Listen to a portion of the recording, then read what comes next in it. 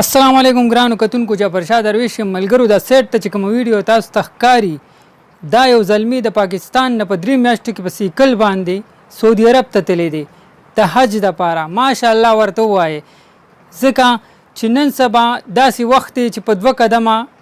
کې څوک جومات ته نه ځي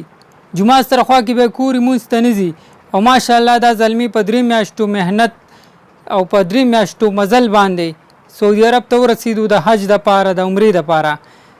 نو دا زموږ دپاره ډېره د فخر خبره ده زموږ د پاکستان زلمی دی د دې نه موږ ته عبرت اخیستل پکار دي چې وګورئ دا کمزور ځوان د ده نه داسې ځوانان شته دي چې غټ غټ اتیان دي او غټې غټې سټې به یې نیولي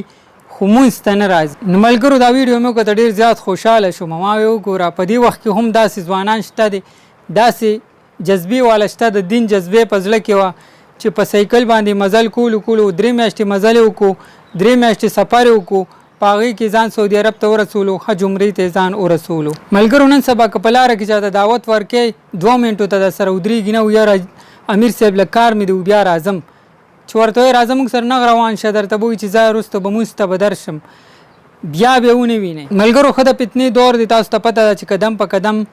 هغه خلک په ګناهونو کې مبتلا دي داسې وخت دی چې نن سبا چاته ښه خبره کوي نو هغه به هم تا ته الټا جواب درکوي اکثر پکې داسې خلک راشي چې ورته وایي چې راځه مونځ ته ورته وایي چې یاره زه به خپل قبر کې سملم ستا راکې سویمه ده نو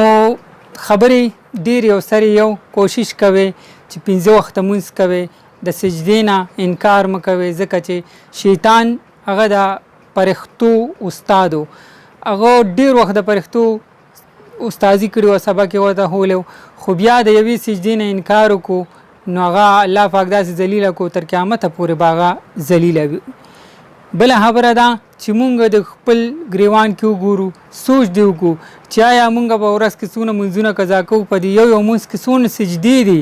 الله پاک مو دې معافي وکړي مونږ دغه سوچ نه کوو چې دغه سجدې زمونږ نه قضا کېږي په دې باندې به مونږ ته څونه سزاګانې ملاویږي نو ملګرو که ویډیو مو خوښه شوي مخکې شیر کې وړوکی غوندې پیغام و وړوکی غوندې دعوت و خپل د آخرت سوچ وکړې دنیا کې که ته ډېرې بنګلې جوړې کړې دا هر څه پاتې دي په دې سره موږ ته راکړې اجازت تل به الله په امان